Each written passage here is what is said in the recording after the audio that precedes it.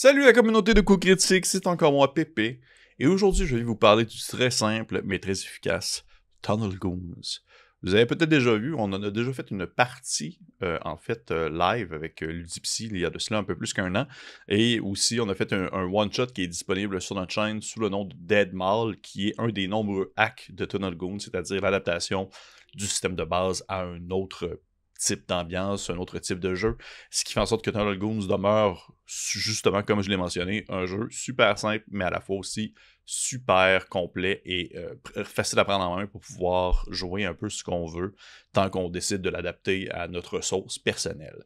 Mais avant toute chose, qui est derrière Tunnel Goons? Eh bien, le jeu a été créé par le très talentueux et très prolifique Nate Dream, qui est un artiste situé en Louisiane, qui fait autant dans le jeu de rôle que aussi dans l'illustration en général, dans la vente de marchandises, que ce soit des t-shirts ou autre chose de ce genre-là. Et bien sûr, il design en fait des jeux comme Tunnel Goons. Il publie sous la compagnie du nom de Island Paranormal Society, qui est sa compagnie à lui, où vous pouvez dans le fond aller voir sur sa page de Itch.io autant Tunnel Goons que ses autres jeux qu'il propose, et qui sont souvent des petits jeux très courts, des petits donjons très courts, qui sont illustrés par lui, qui sont écrits par lui, et qui sont vraiment, vraiment super charmants.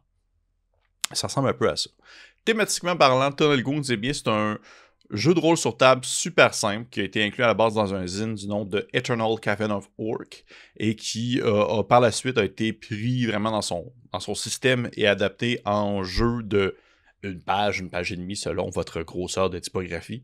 Et l'ambiance est vraiment très médiévale, fantastique, classique, où les joueurs vont devoir utiliser leurs objets sur eux, vraiment faire confiance à leur inventaire, à leurs différentes caractéristiques pour pouvoir accomplir les actions qu'ils veulent entreprendre. C'est pas un jeu qui va être très tactique, mécanique, complexe, intense. Là, on s'entend, c'est super narratif, c'est vraiment rapide à prendre en main, c'est ce qui en fait sa force selon moi, parce que oui, mécaniquement parlant, quand on s'approche vraiment plus du système, eh bien le jeu utilise tout simplement un 2d6 que vous devez lancer pour pouvoir dépasser ou atteindre un seuil de difficulté qui est défini par le maître de jeu. Vous rajoutez votre modificateur de caractéristiques au résultat du dé, et souvent le niveau de difficulté va de 8 pour facile, modéré 10 et difficile 12. Il y a des actions qui peuvent engendrer des dégâts, admettons que vous n'atteignez pas un certain niveau de niveau de difficulté, eh bien, vous allez manger des dégâts sur vous,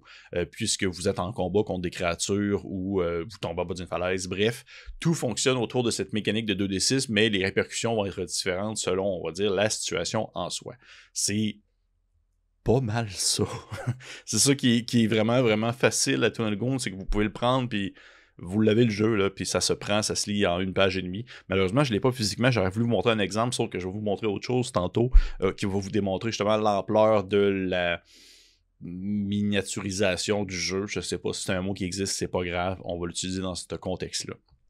Visuellement parlant, eh bien, comme on peut le deviner, Tunnel Goons est illustré par Nate Dream, l'auteur du jeu, qui a un style minimaliste, un peu cartoonesque, avec des personnages vraiment aplatis, comme s'ils étaient comme écrasés un peu humoristique, avec des belles couleurs. Il n'y a pas comme une pléthore de dessins, on s'entend, sur un jeu qui fait une page et demie, mais vous pouvez avoir une idée de à quoi ça peut ressembler juste en vous basant sur le thumbnail en fait de cette vidéo.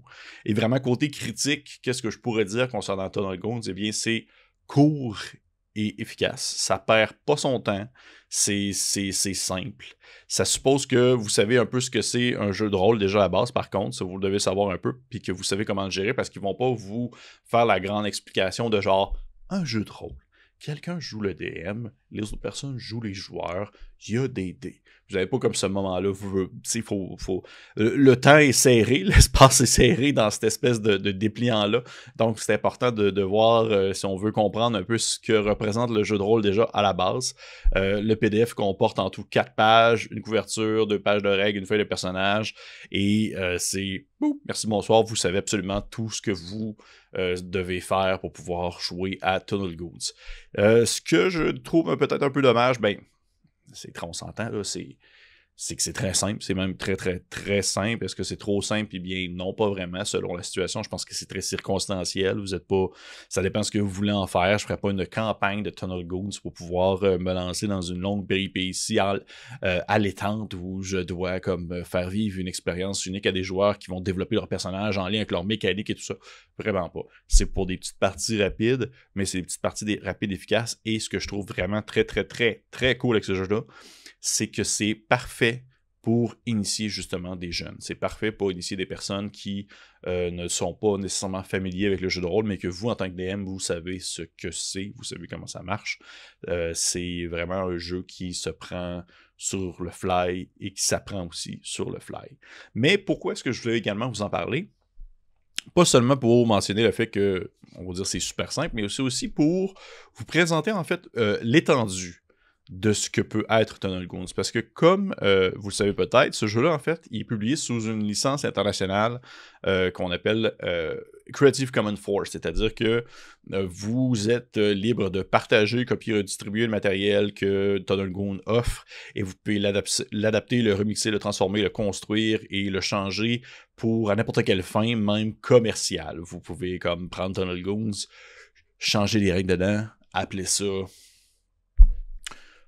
Marco Goons, je sais pas pourquoi, et le vendre par après, tant que vous faites mention de Tunnel Goons comme étant l'œuvre originale qui a inspiré votre jeu. Fait que Tunnel Goons a vraiment plusieurs hacks, a vraiment beaucoup d'adaptations qui ont été un peu mis à toutes les sauces et qui veulent peut-être justement s'éloigner de l'espèce de thématique de base qui est médiévale fantastique, celle qu'on connaît très bien, pour pouvoir aller explorer peut-être des zones qui sont plus originales, qui vont mettre de l'emphase sur une ambiance, une mise en place qu'on voit peut-être moins souvent dans des jeux de rôle, mais qui vont tout de même garder ce petit côté très rapide, ce petit côté super simple à prendre en main. Et c'est pourquoi aujourd'hui, en fait, je vous montre un top 10 de mes hacks préférés de Tunnel Goons. J'en ai quelques-uns physiquement que je vais vous montrer comme waouh, regardez ça, est-ce que vous l'avez vu? Ça a été rapide, hein? Mais c'est vraiment juste seulement pour vous dire que l'étendue que ça peut avoir et en même temps, ben, vous montrer un peu mes préférences personnelles et peut-être qu'il y en a là-dedans que vous allez faire comme ça c'est intéressant, j'aimerais pouvoir l'acheter et faire essayer ce jeu à ma grand-mère de 92 ans qui n'a jamais joué à un jeu de rôle. Donc, on commence avec le numéro 10. Il s'agit de Robo Goons. C'est Tunnel Goons, mais avec des robots. C'est tout. En fait, souvent, ce qui fait la différence entre le jeu de base et un hack, surtout dans Tunnel Goons, c'est que les tables aléatoires pour la création de personnages ou pour l'ajout d'éléments vont être différentes d'un hack à un autre. Ça ne sera pas nécessairement les mêmes termes, ça ne sera pas nécessairement les mêmes résultats de dés qui vont être affichés. Fait que Robo Goons vraiment s'ancre là-dedans, dans le sens que c'est demeure Tunnel Goons, mais dans un concept où est-ce qu'on incarne des robots virtuels ou pas, et que vous vivez votre vie de robot avec les aventures que vous voulez mettre de l'avant en tant que robot, tout simplement. Numéro 9, Canal Goons. J'aime tellement ça parce qu'il y a juste comme un mot qui change, puis ça finit avec Goons. Canal Goons, c'est un petit jeu, comme Tunnel Goons à la base, qui fait en sorte que les joueurs vont incarner des conducteurs de gondoles. Et dans le fond, ces conducteurs-là vont, dans le fond, aider des gens à traverser entre des zones. Vous commencez à combattre les démons qui habitent les canaux des eaux. Peut-être même transporter de la marchandise de contrebande sur les eaux également. Ça inclut un sous-système à l'intérieur pour les relations, comment gérer en fait les blessures et le downtime, c'est-à-dire le temps de repos entre les aventures. Il y a comme un peu plus de crunchy qui a été rajouté au système de Tunnel Goons, et ce que je trouve vraiment très cool en fait avec Tunnel Goons, c'est que le jeu est tellement simple que c'est très facile de le prendre et justement adapter et rajouter des règles, on va dire, supplémentaires qui vont rendre pas nécessairement le tout plus compliqué tant que ça, mais qui vont offrir peut-être une expérience un peu différente.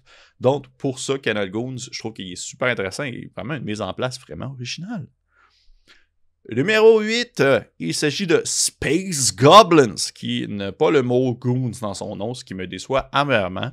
Eh bien, Space Goblins, c'est vraiment la mise en place. Vous incarnez des gobelins Et vous devez en fait construire un peu ou détruire, modifier, prendre en fait votre vaisseau spatial, vous vivez dans l'espace et vous créez une espèce de gros, en anglais on dit Deliric, une espèce de gros vaisseau un peu à moitié détruit qui vague, une épave spatiale qui vague dans l'espace et vous la construisez comme vous pouvez, vous la modifiez, vous brisez tout. C'est l'espèce de petit chaos gobelin mais dans l'espace. Et le jeu il est encouragé, il est compatible à jouer avec des Lego. C'est ça qui est vraiment malade ça. Je trouve ça vraiment cool. Où est-ce qu'ils disent d'utiliser dans le fond les blocs pour pouvoir construire votre vaisseau et utiliser les différents, on va dire, morceaux de plastique qui vont créer les différents segments de votre vaisseau et qu'il y a des règles qui vont être influencées selon la construction de ce que vous faites de votre gros vaisseau qui a ni queue ni tête mais qui voyage dans l'espace et que vous, petit gobelin spatial, vous êtes à l'intérieur et vous tentez tant bien que mal de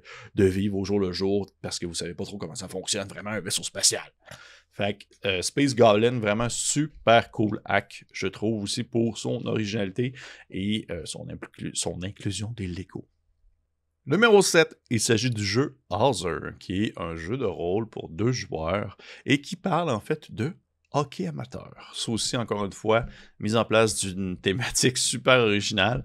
Un des joueurs incarne le goon, c'est-à-dire quelqu'un qui va se battre sur la glace, alors que l'autre joueur va jouer en fait l'arbitre, c'est-à-dire la personne qui va jouer absolument tous les autres personnages et qui va faire avancer l'histoire, le DM en quelque sorte. Ça demeure très simple, ça demeure du Tunnel Goon, ça demeure des tables pour pouvoir générer une aventure qui va mettre l'emphase sur le fait que c'est de la bataille sur classe de hockey. C'est tellement bon pour de vrai. Je veux juste y penser, ça me fait rire tellement que je trouve ça cool comme thématique et comme aussi ambiance. J'aimerais vraiment ça faire un one-shot de ça sur Coup Critique parce que c'est 2 joueurs, là, c'est un DM, puis l'autre, il incarne juste quelqu'un qui veut se battre sur la glace, puis que c'est ça sa job dans la team de hockey. Je trouve ça vraiment merveilleux. Et pour ça, bien, ça vaut encore la peine de s'y pencher si c'est quelque chose qui vous intéresse. Mon numéro 7, Hauser. Mon numéro 6, il s'agit de Shroom Goons. C'est un petit jeu mignon où les joueurs vont incarner des Shroom People, des Shroom Folk, c'est-à-dire des petits hommes champignons qui vont vivre de grandes aventures. Très, très, très semblable à Tunnel Goons, un peu la même style ambiance, aventure médiévale fantastique, sauf que dans Shroom Folk, vous avez des pouvoirs, des traits qui sont associés à votre type de champignon. Est-ce que vous avez comme un corps qui est comme un peu bilan? Est-ce que vous lancer des sports hallucinogènes. Bref, il y a un petit peu plus de mécanique pour gérer le fait que vous êtes, eh bien, un champignon, tout simplement. C'est pas mal ça, hein? Mon numéro 5, il s'agit de Altered World. C'est, dans le fond, Tunnel Goons, mais avec des mutants. Vous incarnez pas mal la même chose, sauf qu'il y a des tables aléatoires qui ont été rajoutées afin de pouvoir développer vos pouvoirs de mutation. Vous êtes comme des espèces de créatures mutées qui vivent en dessous de la Terre. C'est pas le plus... on sort de la boîte, c'est pas le plus nouvelle mise en contexte, mais je le trouve super simple, super efficace et je l'aime beaucoup, autant pour son approche visuelle. Vous allez peut-être voir le dessus du dépliant. J'adore beaucoup ce petit style-là, un peu, encore une fois, cartoonesque. Numéro 4, il s'agit de Neon Goons of the Toxic Wasteland. J'ai déjà parlé sur la chaîne du jeu Neon Lords of the Toxic Wasteland, une espèce de jeu OSR complètement over the top qui adapte l'ambiance années 80 post-apocalyptique, mais avec des règles vraiment des premières éditions Donjons Dragons. C'est la même chose, sauf que au lieu de vouloir lire, dans le fond, 250 pages d'un gros livre, eh bien, vous lisez un dépliant recto-verso qui utilise les règles de Tunnel Goons, mais avec l'ambiance de Neon Lords of the Toxic Wasteland. J'aime juste tellement ça que je pouvais pas ne pas le mettre dans mon top. Numéro 3, Lords of Mars. Très, très beau jeu, en fait, très belle adaptation visuelle d'un hack, le cover, je trouve magnifique.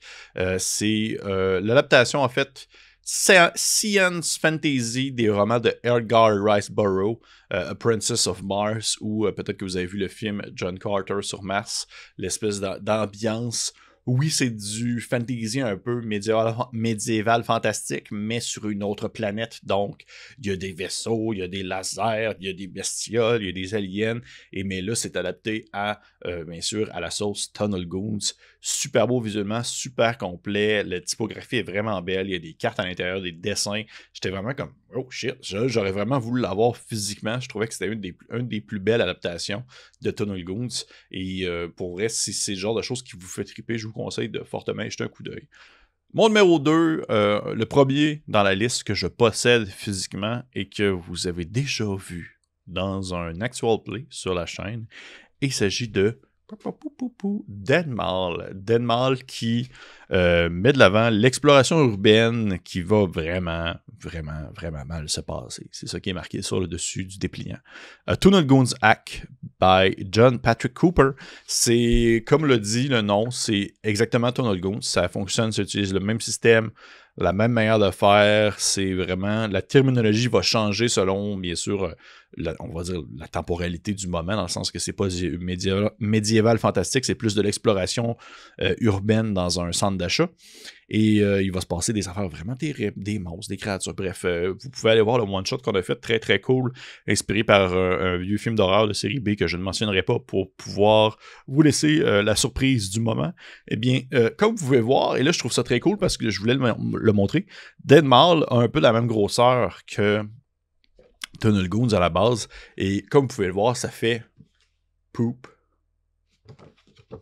Là, c'est vraiment peut-être pour ceux qui sont seulement en audio, mais dans le sens que c'est un dépliant recto-verso, sans plus ni moins. C'est tout ce que vous avez besoin d'avoir pour pouvoir jouer au jeu.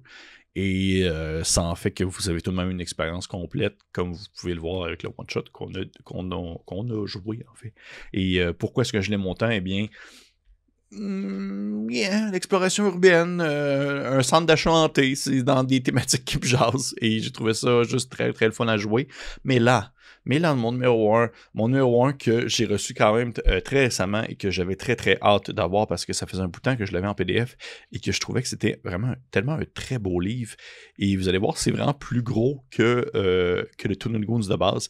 Il s'agit de Yokai Hunter Society. Yokai Hunter Society met l'emphase sur l'époque Meijin au Japon en 1889, un moment de bouillonnement assez intense pour les personnes de l'endroit. Et les joueurs incarnent des chasseurs de monstres. Donc, un peu à la manière de Ghostbusters, sauf que vous êtes vraiment des chasseurs de yokai qui sont des esprits japonais un peu coquins, un peu malsains, qui vont parfois être gentils, parfois être très méchants, et parfois qui vont jouer des tours qui vont être mortels. Et là, c'est autant le visuel est très, très, très beau, l'écriture est super bien faite, il y a un peu plus de règles pour mettre de l'avant de la résistance à des curses, il y a un peu plus on va dire de mécanique crunchy autour, mais ça en demeure que c'est du Tunnel Goons, seulement il y a un peu plus de mise en contexte, un peu plus de conseils, et même un petit bestiaire de monstres que vous pouvez affronter, comme par exemple le Rokubi, qui est une femme avec un gigantesque long cou, comme vous pouvez le voir. Donc, Yokai Hunter Society, mon numéro 1 de mes Tunnel Goons hacks, de mes hacks de Tunnel Goons.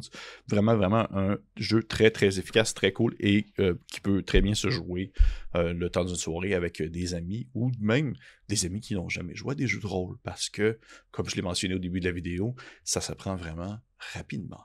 Fait que, hey, c'était pas mal ça. C'était ma petite critique personnelle de Tunnel Goons ainsi que mon top 10 de mes hacks préférés que je trouve qui mettent de l'emphase un peu plus sur certains éléments ou certaines thématiques. J'espère que vous avez apprécié ça. Je vous conseille fortement de liker, partager, commenter, laisser un pouce sur la vidéo. Dites-moi s'il y en a qui vous parlent plus que d'autres, s'il y en a qui vous intéressent, s'il y en a qui vous dites celui-ci je le veux, j'en ai besoin. Et ben, pour les autres, et puis on se dit à la prochaine.